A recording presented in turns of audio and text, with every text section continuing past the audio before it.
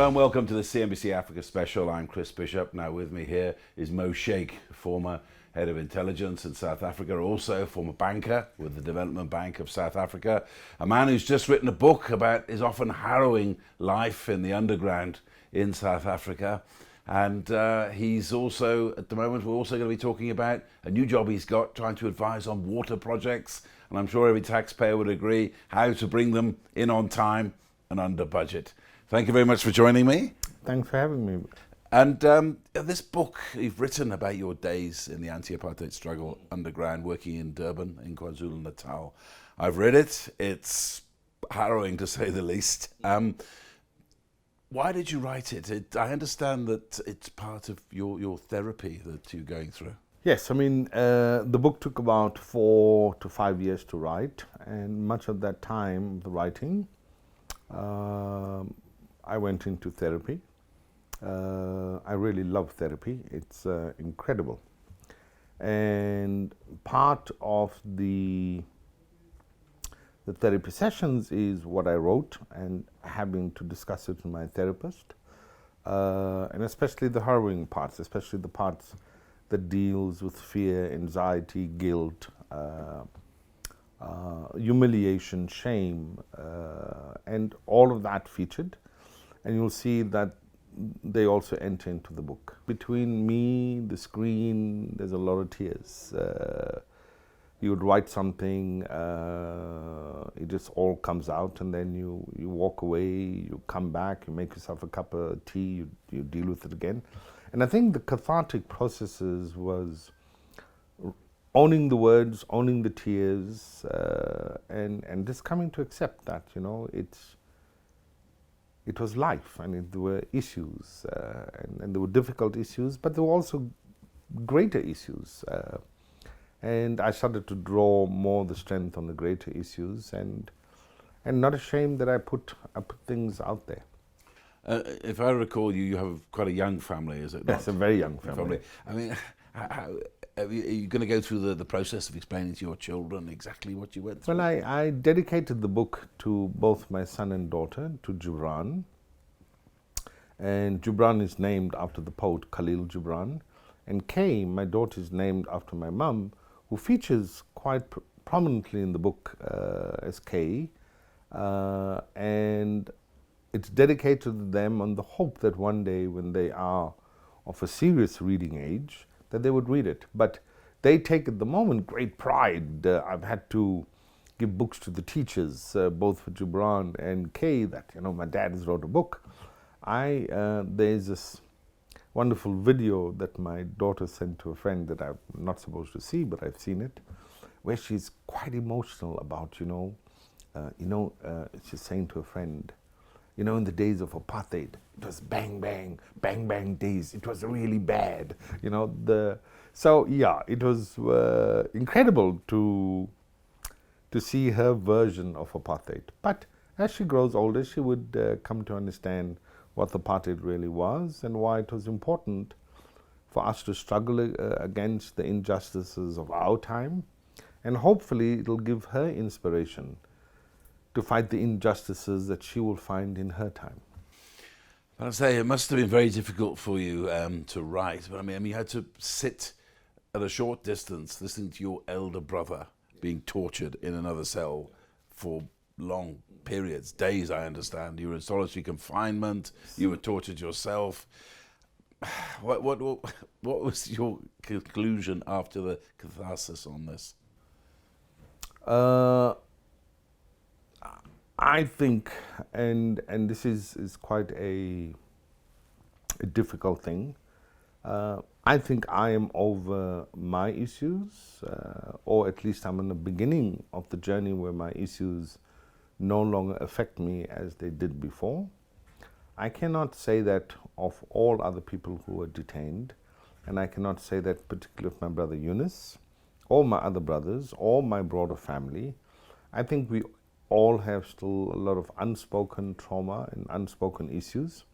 Hopefully that they will now find the strength to deal with.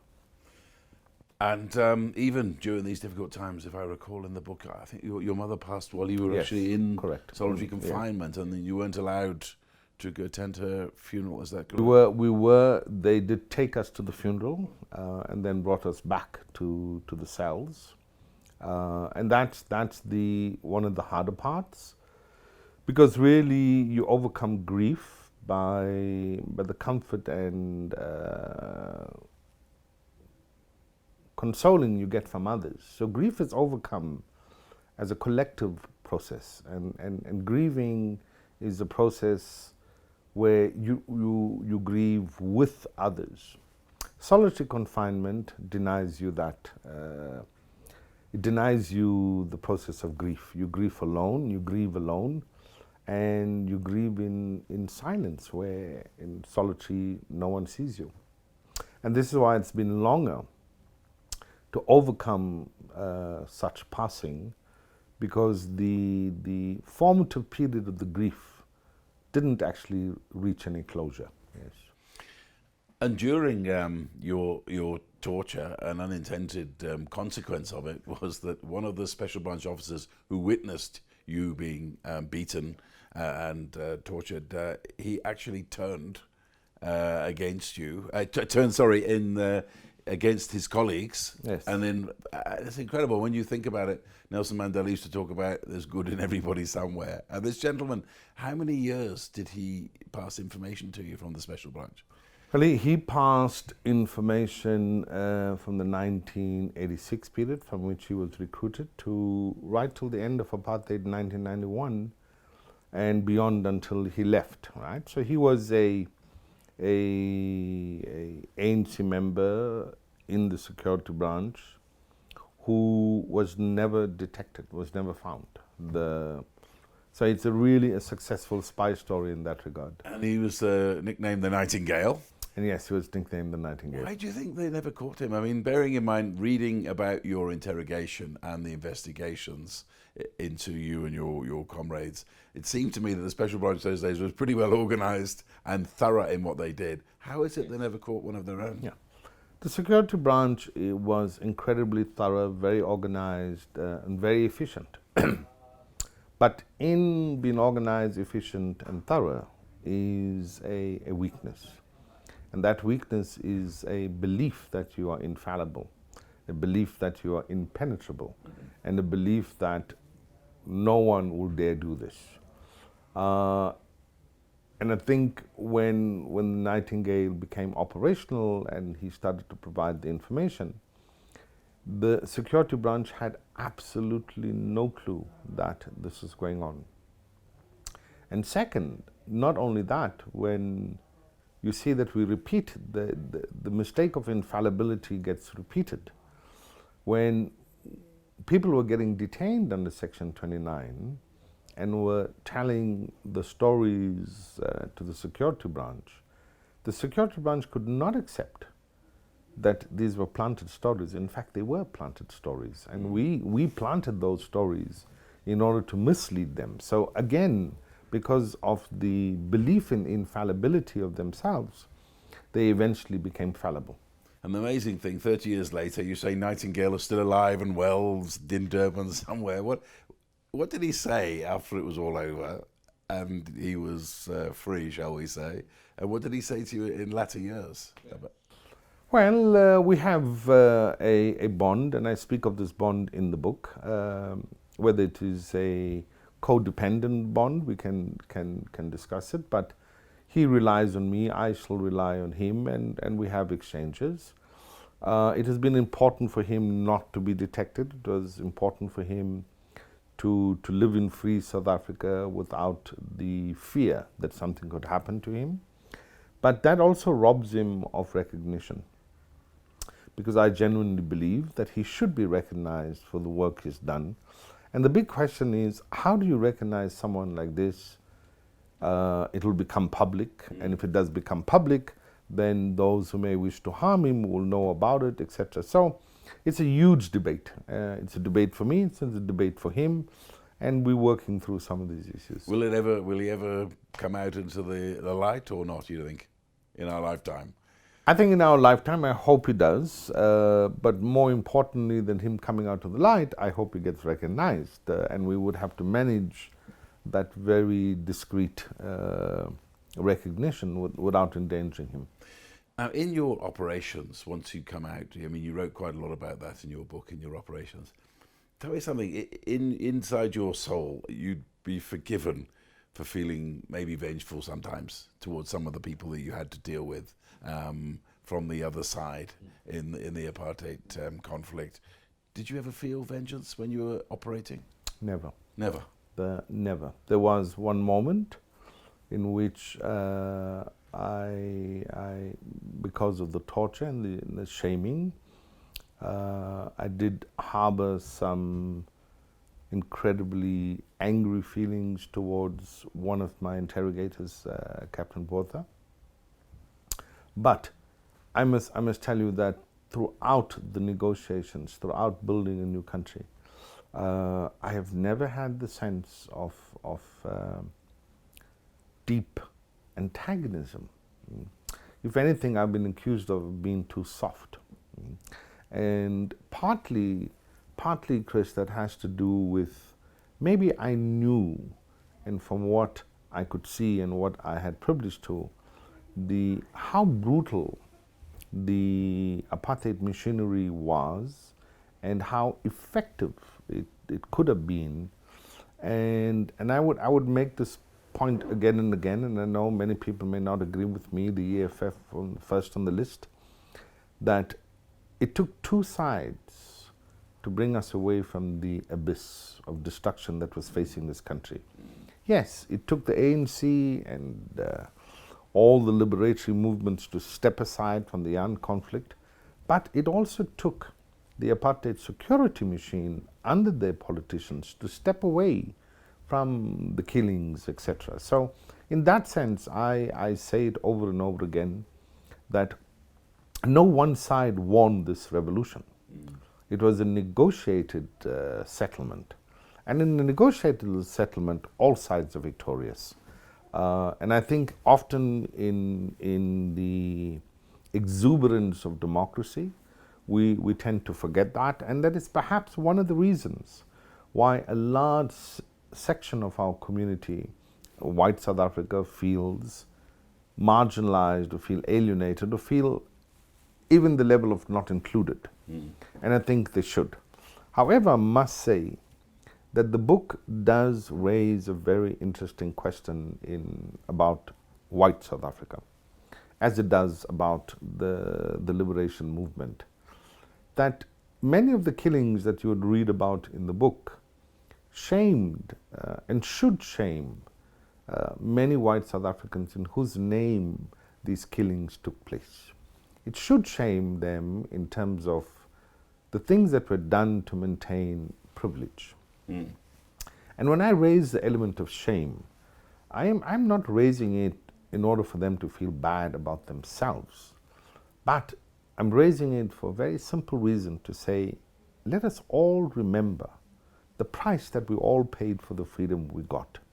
Apartheid was a humiliating, shameful thing. And they too suffer shame.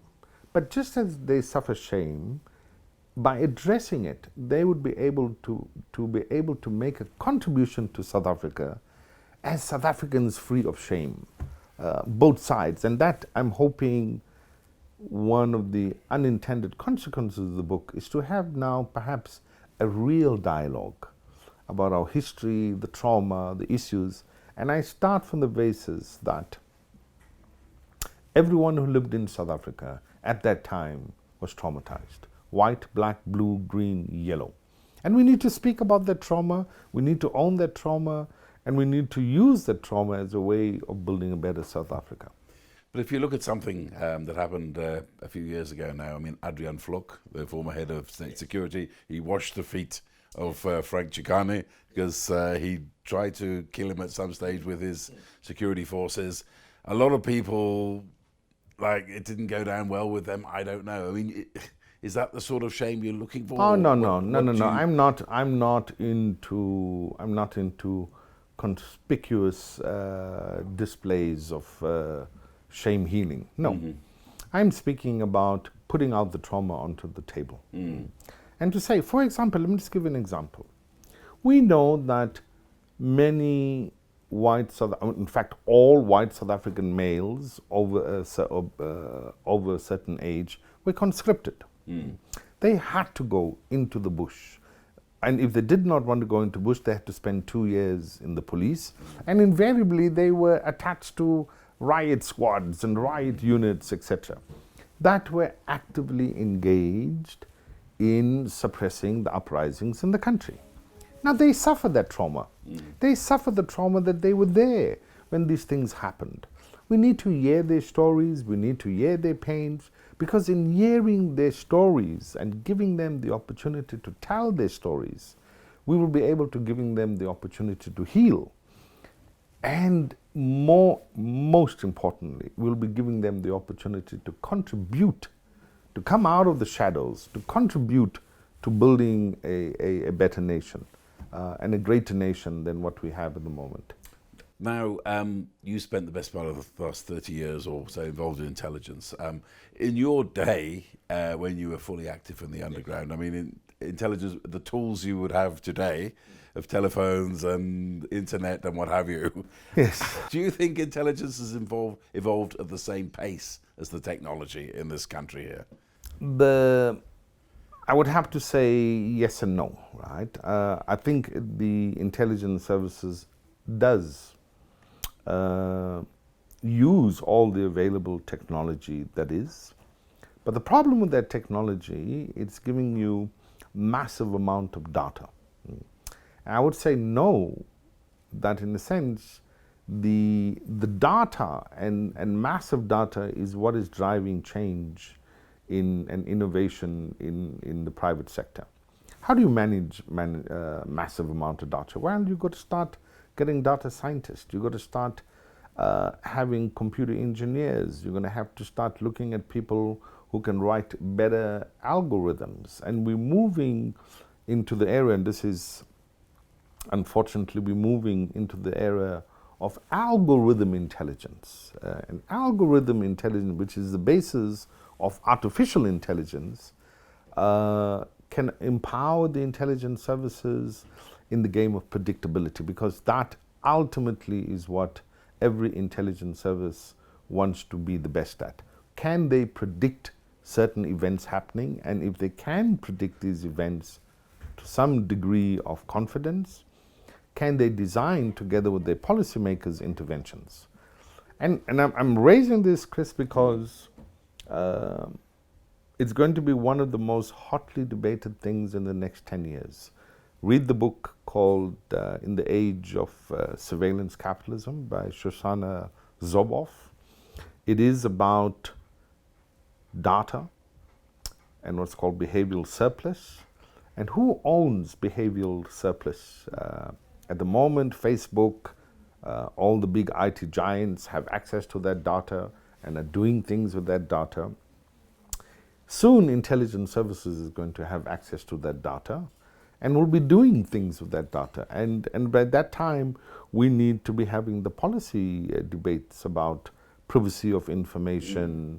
You can take, even in London right now, in the UK, this is a big debate about facial recognition. Should we have facial recognition technologies used by the intelligence services? There are those who argue yes, right? And there are those who argue, but that leads to profiling. Yes. And profiling gives you a particular problem. So these are the debates of our time. Well, a question to you here. I mean, here in South Africa, we have one of the most liberal and progressive constitutions in the world. Yes. And yet, as you say, there is likely to be more and more surveillance from intelligence services in the future. How is that going to stack up against this dream of freedom? Well, that's the thing. That's why I reject willful ignorance, why I reject willful disconnect from politics. And South African citizens must claim their rights to be involved in the important debates of the time. You know, one of the things that really bugs me, Chris, how many people, but let me just put it there. In South Africa, we have the greatest phenomenon going ever. It's the phenomenon of denialism. I haven't met a sizable proportion of indigenous African people, black people, who says they were not involved in the struggle for freedom. I am yet to meet a sizable group of white South Africans who says they did not vote for apartheid, right? So if white people did not vote for apartheid and every black person was involved in changing apartheid, then the question is, why did it exist for so long? Right? So the truth of the matter is, we are in a period of denialism, and we can claim willful ignorance, willful blindness of that time. But now we do not have the excuse of being willfully ignorant or willfully blind to the important debates that affect our lives today. One of the debates that's going to affect our lives is data. We all have it, we carry it around, it's in our pockets, it goes everywhere. Each of us is carrying a bug. Wherever we go, we're carrying a bug. Now, in order to limit the powers of the intelligence services about what they can do, you've got to have a debate about what they should do, what they shouldn't do, and when they do it, what are the checks and balances? What is the power of Parliament in terms of oversight? And these are the rules of engagement that we must have. And this is why this debate is so important. And it's going to be a difficult debate. I mean, as like yourself, I often revel in the freedoms of this country, where you can go somewhere, no one's going to bother you, no one's going to ask you for this, that, and the other. But I sometimes think, well, what about if I was a badly intentioned person and I wanted to do something? Exactly. It would be a freedom to do it sometimes. And this is the thing about law enforcement agencies and intelligence. In the main, law enforcement agencies are retroactive. A crime's got to happen, and then they got to examine all the issues of that crime, etc. So it's retroactive. Data and what is happening in the world right now is starting to say, can we predict behavior? So it is now moving to the prediction game, no longer in the retrospective game. Can I predict that you are going to commit a crime? And then can I stop you from committing the crime that you are going to commit, right? And then that brings you into the Minority Report sci-fi movie scenario, right? And this is why these debates are so important. And what we forget, that each time we use our smartphones, etc., we're surrendering a little bit of our behavior, a little bit of our emotion, a little bit of us onto that machine that goes onto a cloud, that is getting analyzed, that is getting based on predictive products that are sold back to us, and that's how they make the money. And intelligence services are going to be using exactly that data to predict your behavior. And say, from your past life, your future life, just to finish off this interview, you've just been appointed to an advisory board, a government advisory board dealing with the water problem, which is going to be a bigger problem as the years go on here. And the thing that interests us as a business channel is the fact that you're involved with making sure projects, infrastructure projects, put together properly, they come in under budget, and they come in on time. How difficult is that going to be, you think? Well, it's, and the good thing about that, Chris, is that we do have the Development Bank of Southern Africa, and then we do have the Trans-Caledon Tunnel Authority. And they have vast experiences on infrastructure rollout, and more in particular, the president has appointed Mr. Kgosi Ramokgopa as the presidential infrastructure coordinator. So I think we are going to start to see the beginnings of the creation of an infrastructure agency in the country that has the expertise and the capacity to evaluate projects, which projects should be done, which one would have the maximum impact on the economy and to the issues of the day. Secondly, they would be able to provide, again, in clever partnerships, to prepare those projects for financing. They'll be looking, again, to supervise the financing of those projects with the right financial instruments, including water pricing, etc. Then ensuring the projects are delivered, and then ensuring that we retain a capacity of operation and maintenance, which, as we know, as international studies tell us, are a third of the spend in respect of new projects, that if you could maintain and operate existing infrastructure, you will save a third of that budget. So operation and maintenance is an incredibly important thing. And I think I want to apply this paradigm into the water sector and to the financing of the water sector. It's not going to be easy because the water sector is a very crowded and contested space, with integrated government having different roles. So we're going to have to ensure that there is a very clear role of the different spheres of government on water, to look at the water revenues and to ensure that we could match the water revenues in respect of what needs to be spent on water in the country. But I must say that it is going to be a challenge because we do live in a water-stressed country, complicated and made worse now by the effects of climate change. And fundamentally, there would have to be a repositioning of behavior, all our behavior, on how we see water. Is it a commodity, a free commodity given to us by government as a right, or is it a scarce commodity that we must respect and engage with in a very respectful way? And I think all of this is going to take time, but I'm excited about this new role, and hopefully I'll be getting down to it very soon. And just lastly, I mean, how likely is it, you think, that it could become a destination for foreign investors, the water situation here in South Africa, if you can get it right? I mean, if we can create the right kind of innovation, the right kind of financial engineering, the right kind of PPP structure, and I just want to make a comment about the PPP structure, that the days in which government took the risk and the private sector took the revenue, I think those days are gone. And now we have to move towards a mutual sharing of both risk and reward. And we will be quite careful in the way we construct that. But I think if we get that right, I see no reason for why significant foreign direct investment could not come into our water sector. Thank you very much indeed. I've been talking to Moe Shaik, author, former intelligence head, who's now playing a key role in government in an advisory capacity and sorting out South Africa's water problems.